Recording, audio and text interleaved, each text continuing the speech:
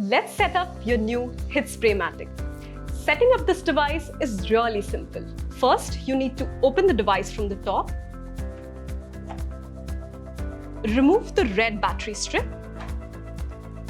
close the device, press the on and off button once. You will see the green light blinking. That indicates the machine is on. You need to place the device roughly around 6 feet above the ground. And within 30 seconds, you will see the first automatic spray coming up. Now that the setup is done, the machine will automatically spray after every 2 hours.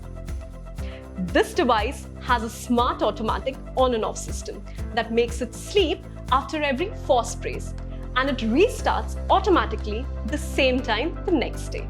So if you switch this on at 6 p.m, you will get full night protection from mosquitoes with just 4 sprays. The machine also comes with some additional features like the instant spray button. So for emergencies, you need to press the button once for instant protection, but please make sure that it's pointed away from your face. If you want to keep the machine on even after 4 sprays for extended mosquito protection, just press the on and off button once. It will restart the 4 spray cycle. Now your HIT Spray Matic is ready.